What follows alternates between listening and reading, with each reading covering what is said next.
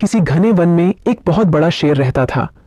वह रोज शिकार पर निकलता और एक ही नहीं, दो नहीं, कई कई जानवरों का काम तमाम कर देता। जंगल के जानवर डरने लगे कि अगर शेर इसी तरह शिकार करता रहा तो एक दिन ऐसा आएगा कि जंगल में कोई भी जानवर नहीं बचेगा। सारे जंगल में सनसनी फैल गई। शेर को रोकने के लिए कोई न कोई उपाय करना जरूरी था।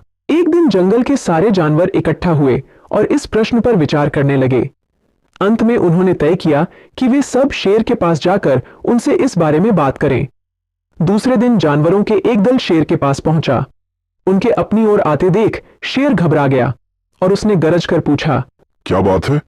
तुम सब यहाँ क्यों आ रहे हो? जानवर दल के नेता ने कहा, महाराज, हम आपके पास निवेदन करने आए हैं। आप राजा हैं और हम आपकी प्रजा। जब आप शिकार करने निकलते हैं तो बहुत जानवर मार डालते हैं। आप सबको खा भी नहीं पाते। इस तरह से हमारी संख्या कम होती जा रही है। अगर ऐसा ही होता रहा तो कुछ ही दिनों में जंगल में आपके सिवाय और कोई भी नहीं बचेगा। प्रजा के बिना राजा भी कैसे रह सकता है? यदि हम सभी मर जाएंगे तो आप भी राजा नहीं रहेंगे। हम चाहते हैं कि आप सदा हमारे राजा बने रहें। आपसे हमारी विनती है कि आप अपने घर पर ही रहा करें। हर रोज स्वयं आपके खाने के लिए एक जानवर भेज दिया करेंगे।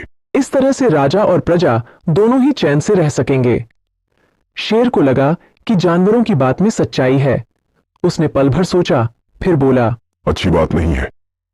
मैं तुम्हारे सुझाव को मान लेता हूं, लेकिन याद रखना, अगर किसी भी दिन तुमने मेरे खाने के लिए पूरा भोजन नहीं भेजा तो मैं जितने जानवर चाहूंगा मार डालूंगा। जानवरों के पास तो और कोई चारा नहीं, इसलिए उन्होंने शेर की शर्त मान ली और अपने अपने घर चले गए। उस दिन से हर रोज शेर के खाने के लिए एक जानवर भेजा जाने लगा। इसके लिए जंगल में रहने वाले सब जानवरों में से एक एक जानवर बारी बारी से चुना जाता था। कुछ दिन बाद खरगोशों की बारी भी आ गई।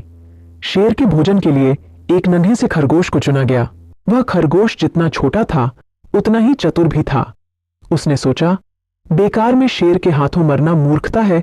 अपनी जान बचाने का कोई ना कोई उपाय अवश्य करना चाहिए और हो सके तो कोई ऐसी तरकीब ढूंढनी चाहिए जिसे सभी को इस मुसीबत से सदा के लिए छुटकारा मिल जाए। आखिर उसने एक तरकीब सोच ही निकाली। खरगोश धीरे धीरे आराम से शेर के घर की ओर चल पड़ा। जब वह शेर के पास पहुंचा तो बहुत देर हो चुकी थी। भूख के मारे शेर का बुरा हाल हो रहा था। जब उसने सिर्फ एक छोटे से खरगोश को अपनी ओर आते देखा तो गुस्से से बौखला उठा और गरज कर बोला, किसने तुम्हें भेजा है? एक तो पिद्दी जैसे हो, दूसरे इतनी देर से आ रहे हो।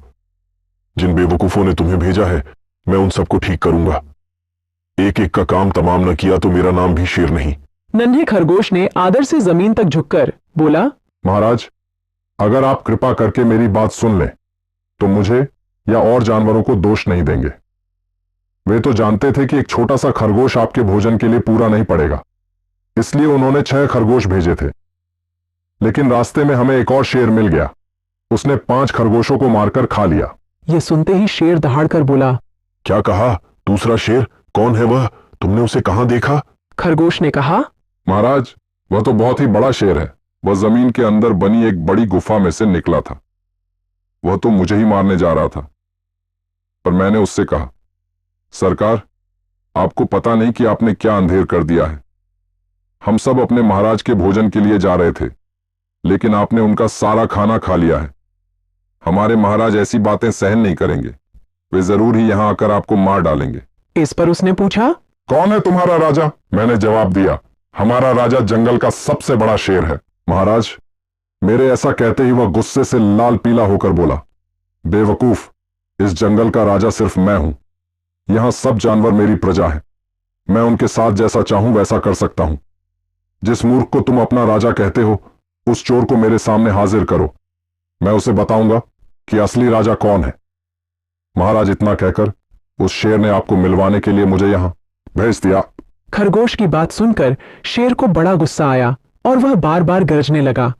उसकी भयानक गरज से सारा जंगल दहलने लगा। मुझे फौरन उस मूर्ख का पता बताओ। शेर ने दहाड़कर कहा, जब तक मैं उसे जान से न मार दूंगा मुझे चैन नहीं मिलेगा। बहुत अच्छा महाराज, खरगोश ने कहा, मौत ही उस दुष्ट की सजा है। अगर मैं और बड़ा और मजबूत होता तो मैं खुद ही उसके टुकड़े टुकड़े कर देता। शेर ने कहा, चलो रास्ता दिखाओ, फौरन बताओ किधर चलना है। इधर आइए महाराज, इधर। खरगोश रास्ता दिखाते हुआ शेर को एक कुएं के पास ले गया और बोला, महाराज, वह दुष्ट शेर जमीन के नीचे किले में रहता है, जरा सावधान रहिएगा। किले में छुपा दुश्मन खतरनाक होता है। मैं उससे निपट लूंगा। शेर ने कहा, तुम ये बताओ कि वह है कहां? पहले जब मैंने उसे देखा था तब तो वह यहीं बाहर खड़ा था। लगता है आपको आता देखकर वह किले में घुस गया। आइए मैं आपको दिखाता हूं। खरगोश ने कुएं के नजदीक आकर शेर से अंदर झांकने के लिए कहा। शेर ने कुएं के अंदर झांका तो उसे कुएं के पानी में अपनी परछाई दिखाई दी। परछाई को देखकर शेर जोर से दहाड़ा। कुएं के अंदर से आती हुई अपने ही दहाड़ने की गूंज सुनकर उसने समझा कि दूसरा शेर भी दहाड़ रहा है। दुश्मन को तुरंत मार डालने के इरादे से वह फौरन कुएं में कूद पड़ा। कूदते ही पहले तो वह कुएं की दीवार से टकराया, फिर धड़ाम से पानी में गिरा और डूबकर मर गया। इस तरह चतुराई से शेर से छुट्टी पाकर नन्हा खरगोश घर लौटा। उसने जंगल के जानवरों को शेर के मारे जाने की कहानी सुनाई। दुश्मन के मारे जाने की खबर से सारे जंगल में खुशी फैल गई। जंगल के सभी जानवर खरगोश की जय जयकार करने लगे। अगर आप लोगों को वीडियो और कहानियां